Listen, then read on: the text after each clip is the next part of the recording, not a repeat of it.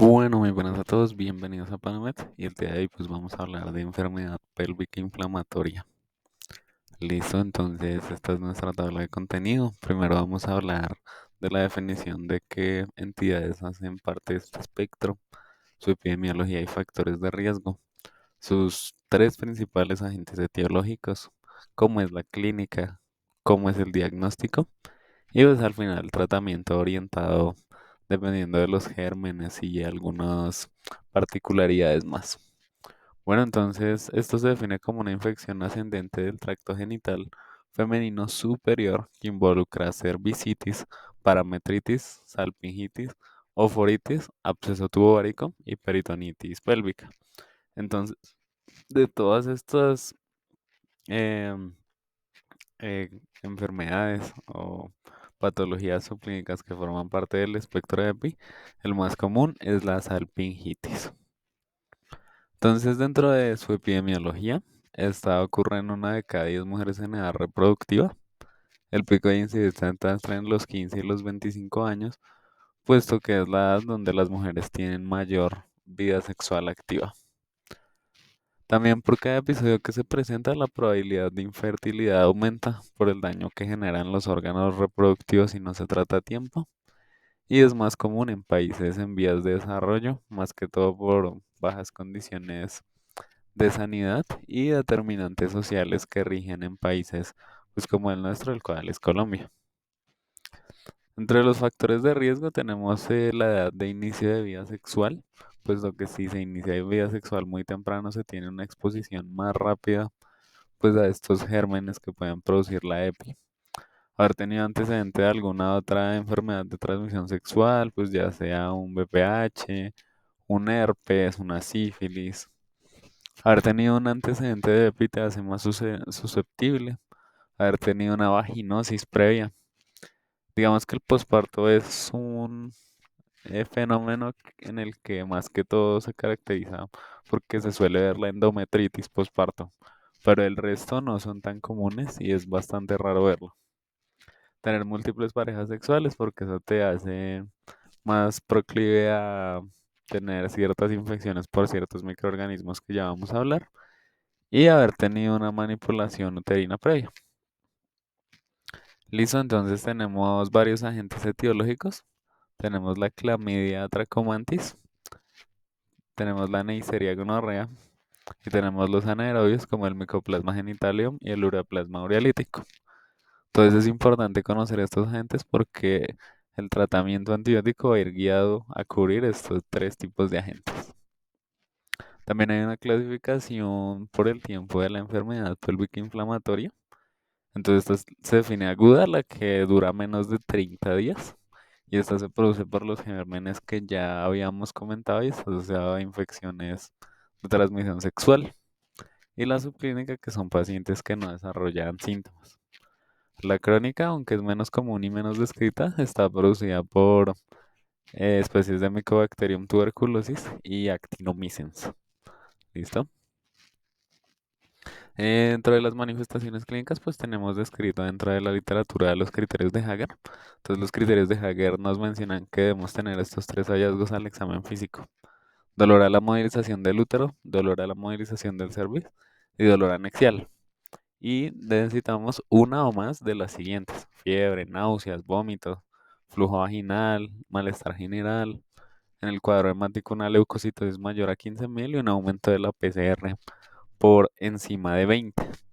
Entonces, digamos que a pesar de que pues tenemos estos criterios, pues esto no es del todo eh, como cierto, por así decirlo, sino que o sea, la teoría no siempre es lo mismo que en la práctica.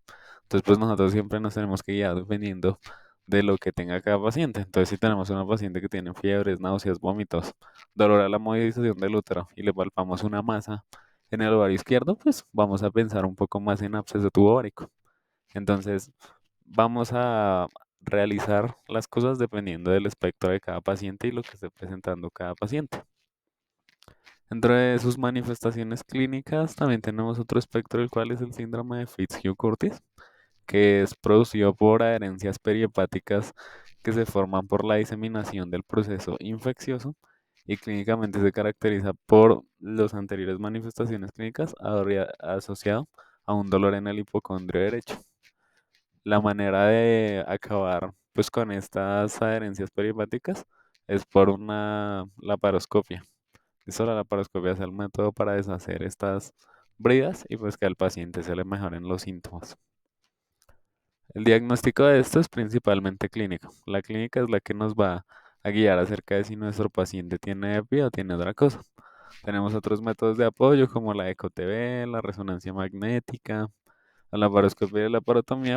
Sin embargo, pues no se suelen usar en la mayoría de ocasiones. Siempre se les suele dar tratamiento empírico a los pacientes, cubriendo los gérmenes pues, que ya mencionamos. Entonces, clínica pura y dura. Dentro del tratamiento, pues vamos a comenzar con el tratamiento ambulatorio. Vamos a utilizar ceftriaxona en 500 miligramos dosis única para cubrir la neisseria gonorrea. Para cubrir la clamidia vamos a usar doxiciclina 100 miligramos cada 12 horas por 14 días. Y para cubrir anaerobios, vamos a usar el metronidazol, 500 miligramos cada 8 horas por 14 días. Y ahí estaríamos cubriendo pues todos los gérmenes que se mencionaron anteriormente. Entonces ya cuando la infección es más grave y los pacientes pueden estar más estables, tenemos unos criterios de hospitalización, los cuales son una enfermedad clínicamente severa, incapacidad para tomar el tratamiento oral, que el paciente tenga un absceso tuboárico, lo vamos a hospitalizar inmediatamente, que no se pueda excluir una emergencia quirúrgica dado que el paciente es muy delicado, que el tratamiento oral falle y que no haya disponibilidad del esquema recomendado. Solo tengamos esquemas IBS o nos toque realizar otro tipo de cubrimiento dado que en nuestro centro de salud pues no tenemos los recursos necesarios. Entonces, digamos que intrahospitalario el que más se usa es este clindamicina 600 miligramos y de cada 6 horas y gentamicina dándole una carga de 2 miligramos kilo seguido de una dosis de 7 miligramos kilo.